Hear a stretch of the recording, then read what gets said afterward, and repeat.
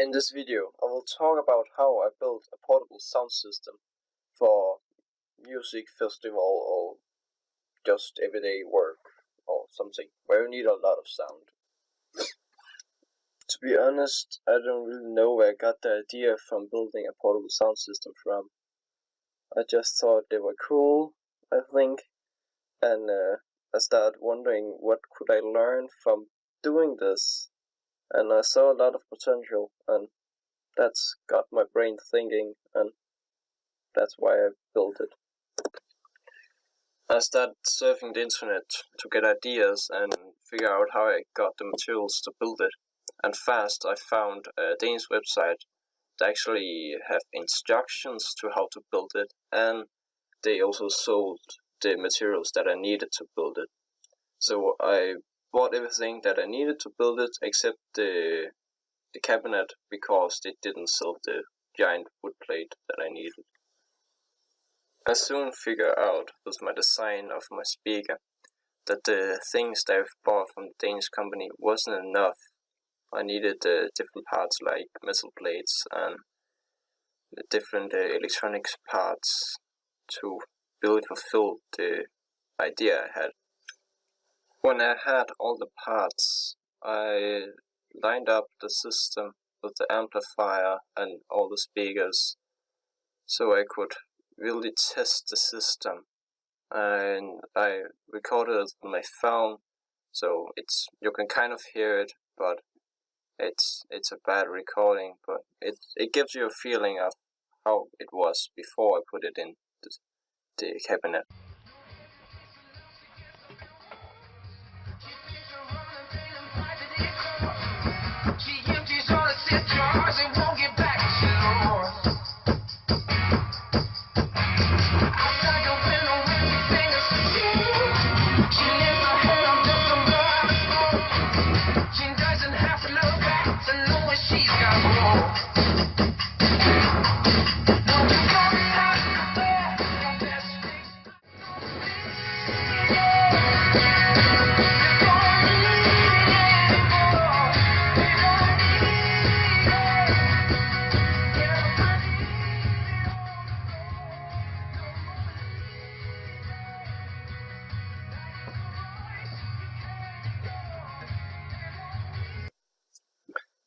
As you can see in the video, the subwoofer speaker vibrated that much that I had to hold it on the table, so it didn't vibrate down off the table.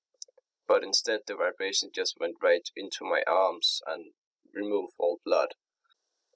From the Danish side, I have downloaded a program to help me calculate the amount of air that I need in my cabinet. I drove to the nearest DIY center and bought a wooden plate that was preconditioned to withstand liquidated concrete.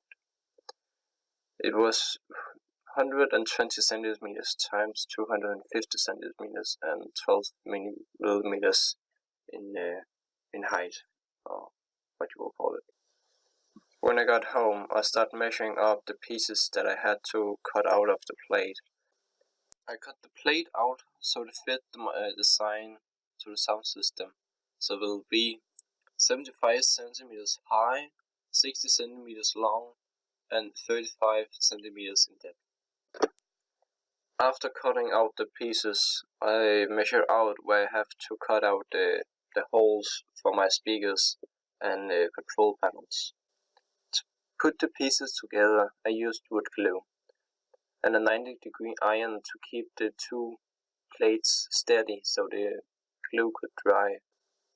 I didn't feel that the glue was enough to keep it all together, so I added some screws, but to avoid damage the wood, I drilled small holes first to avoid that the wood would crack open. I down drilled every screw hole to avoid any sharp edges.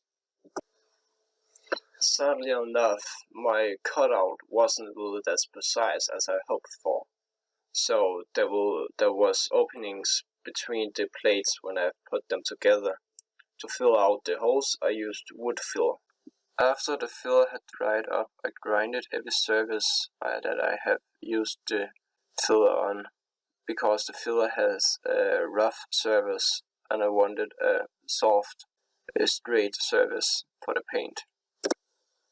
Before putting the last side on, I filled the subwoofer part with dampening material, because if I just put the side on and tried to put the dampening material in, I only had a hole where I could put in one arm. I chose a camouflage kind of theme for the whole box. So it would paint it black and then paint it over with green before the black actually dried up, or mixing the two colors as much as possible. And I try to avoid using the black color on the front because the speakers are black. Many wouldn't have thought about it, but when you use your batteries and charge them at the same time, you're just killing them, actually. So I went out and bought a solar charger system, so I would be able to use my batteries while charging them without burning them. For the solar charger, I have three main cables. One cable for the power supply that I have a transformer to do from 230 volts to 24 volts. And a second cable directly to the batteries, and a third cable for the output for my sound system. For getting the cables out of the cabinet, I made a metal plate with 3 holes in it and some mountings on, so the cable wouldn't get hurt when passing through the holes. And they left me room to put some buttons on the plate too, and a power plug for my power supply. It's important to have fuses in your system. It makes sure that you don't overload your components. So I have 3 different fuses in my system. One on 3 amps in front of the transformer supply, and one on 10 amps in front of my solar charger system, and one on 4 amps in front of my amplifier. I have 2 batteries, each one on 12 volts and together on 24 volts, as I need for my amplifier. I placed them in the bottom of the cabinet down with the subwoofer and mounted them with some metal fixing band each way to make sure that the battery wouldn't get loose and just start shaking around in the subwoofer and break something. I passed my cables from my batteries up to the speaker part where I have my amplifier and solar charging system X's. From there I made a box for each battery, so I always can open the top of my cabinet and test the batteries, so I don't have to go through the subwoofer and test them. In the box in the middle, I combined the batteries in parallel, so I would get 24 volts instead of just 12 volts if I put it in serial. The amplifier I end up with is surprisingly small. It's only 10 times 5 centimeters and weighs around 30 grams or something.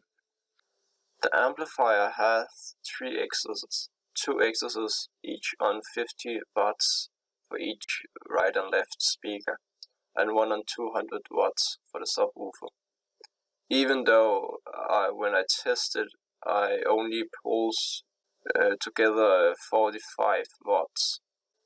To make sure I had some nice connections with my cables, I nibbled each cable end, and that way ensured that I wouldn't get any loose connections over time. The top ended up kind of looking like a bird's nest. I could have taped the cables together so they would have looked systematically, but you're not gonna look at it, so I didn't really think about that.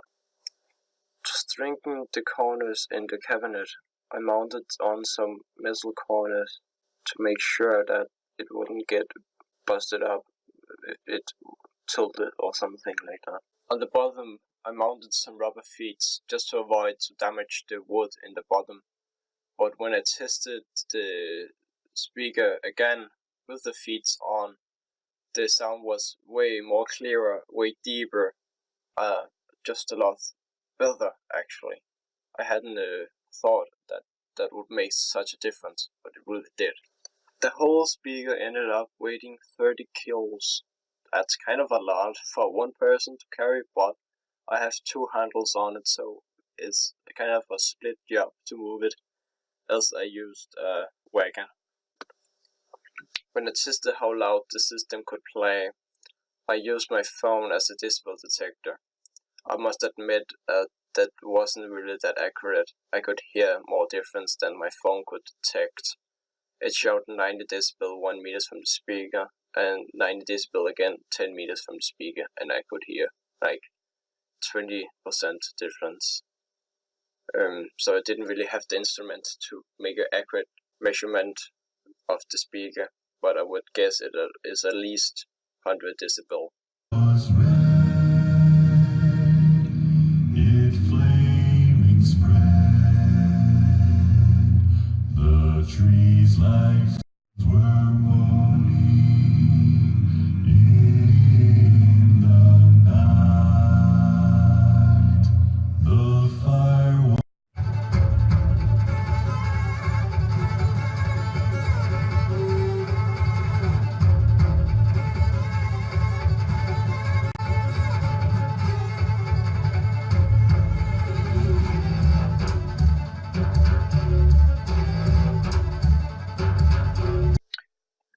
You're welcome to ask questions in the comments below, because there's some things that were left out, some technical things that will maybe take another video to explain.